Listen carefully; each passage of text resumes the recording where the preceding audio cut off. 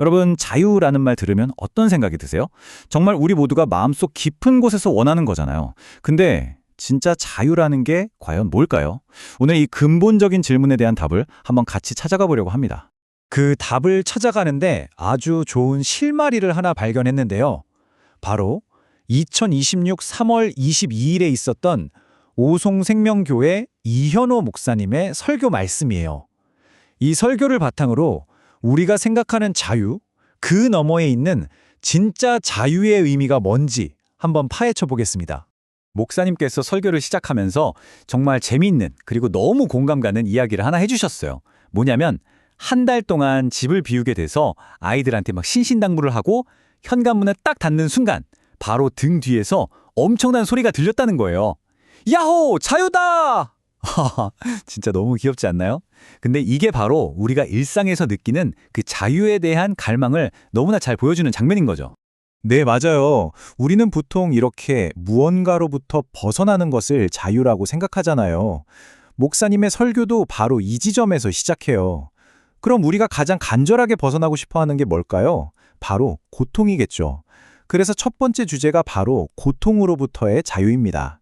이 문제를 아주 깊이 파고들기 위해서 성경에 나오는 한 중풍병자 이야기를 가져오셨어요. 자, 목사님의 설교를 따라가다 보면 우리는 어떤 한 장면 속으로 들어가게 됩니다. 몸이 마비돼서 꼼짝도 할 수 없는 한 남자가 있어요. 그리고 그 옆에면 그를 어떻게든 낫게 하고 싶은 친구들이 있죠.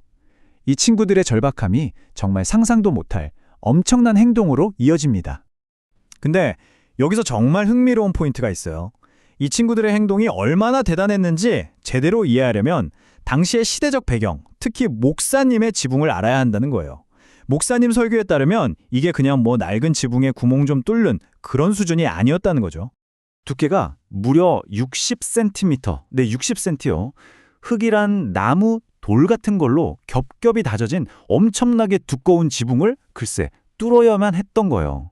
이 어마어마한 물리적인 장벽이 뭘 의미하겠어요? 바로 친구를 저 고통에서 해방시켜주고 싶다는 그 마음, 그 열망이 얼마나 깊었는지를 그대로 보여주는 거죠. 목사님께서는 이 중풍병자 이야기를 통해서 고통이라는 개념을 좀 더 넓게 보게 해주세요. 우리가 겪는 고통이 어디 몸 아픈 것뿐인가요? 아니죠. 사람 때문에 힘들고 마음이 찢어질 것 같은 고통도 있잖아요. 그런데 설교의 핵심은 바로 이겁니다. 이 모든 고통의 가장 깊은 뿌리, 그 근본 원인이 바로 하나님과의 관계가 끊어진 영적인 단절 상태에 있다는 거예요. 자, 그럼 여기서 진짜 중요한 포인트가 나와요. 진정한 자유라는 건 외부 환경이나 조건이 아니라 그 상황을 대하는 우리의 내적인 반응에 달려 있다는 거죠. 그리고 그 내적 반응의 가장 중심에 있는 것, 그게 바로 목사님 설교의 두 번째 주제, 믿음입니다. 목사님 설교에 따르면요, 예수님께서 주목하신 건 그 아픈 사람의 상태가 아니었어요. 그보다 그를 데려온 친구들이 보여준 바로 그 믿음과 행동이었던 거죠. 그 많고 많은 사람들 속에서도 예수님의 시선은 바로 그 진실한 믿음에 머물렀다는 겁니다. 그리고 여기서 목사님께서 정말 본질적인 우리의 생각을 확 깨는 질문을 하나 던지세요. 자, 여러분도 한번 생각해 보세요. 내 죄가 용서받았다라고 말하는 것과 일어나서 걸어가라고 말하는 것, 둘 중에 어느 쪽이 더 말하기 쉬울까요? 진짜 기적은 뭘까요? 이 질문의 의미를 설명하시면서 목사님이 정말 와닿는 비유를 하나 드셨어요. 자, 누가 우리한테 5만 원이 든 봉투를 준다고 하면 네, 감사합니다 하고 믿을 수 있겠죠? 근데 만약에 5억 원이 든 봉투를 준다고 하면요? 에이, 설마 하고 의심부터 들지 않을까요? 그 약속을 한 존재가 아무리 능력이 많다고 해도 우리의 생각과 경험이 그 가능성을 딱 막아버리는 거예요. 바로 이겁니다. 이 비유가 말하는 핵심은요, 우리를 가로막는 게 신의 능력이 부족해서가 아니라 바로 우리 자신의 믿음, 그 믿음의 한계 때문이라는 거죠. 자, 지금까지 우리 안의 장벽, 그러니까 믿음의 한계에 대해 이야기했잖아요. 그렇다면 우리를 막아서는 외적인 장벽은 어떨까요? 목사님 설교의 마지막 주제는 바로 이 장애물을 넘어서는 자유에 대한 이야기입니다. 목사님께서는 성경 이야기 속에서 이 중풍병자가 예수님께 가는 걸 막았던 몇 가지 장애물들을 짚어주세요. 길을 막고 서 있던 수많은 사람들, 또 한쪽에서는 예수님을 의심하고 비판하던 사람들, 우리 삶에도 이런 방해물들이 꼭 있잖아요.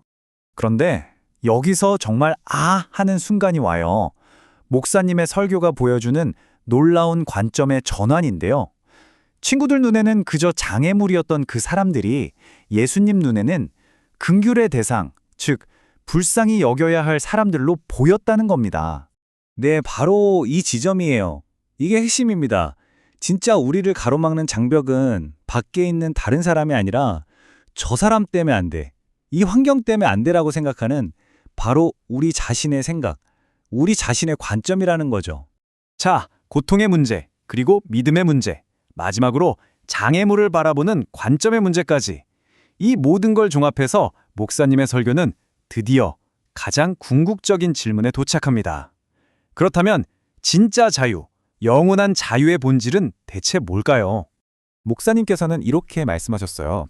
가장 처절한 고통은 하나님을 알지 못하고 하나님으로부터 반절된 고통입니다. 라고요. 그러니까 인간이 겪는 가장 큰 비극, 가장 깊은 고통은 몸이 아프거나 어떤 잘못을 저지르는 것보다 신적인 근원으로부터 완전히 단절되는 것이라는 의미입니다. 그렇다면 그 진짜 자유로 가는 길은 뭘까요? 목사님 설교는 아주 명확한 로드맵을 보여줍니다. 순서가 있어요.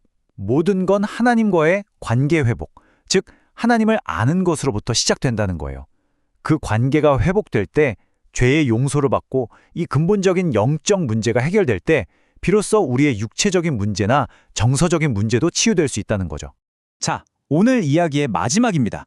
우리 각자의 삶에 한번 적용해 볼 수 있는 질문을 하나 던지면서 마무리할까 합니다.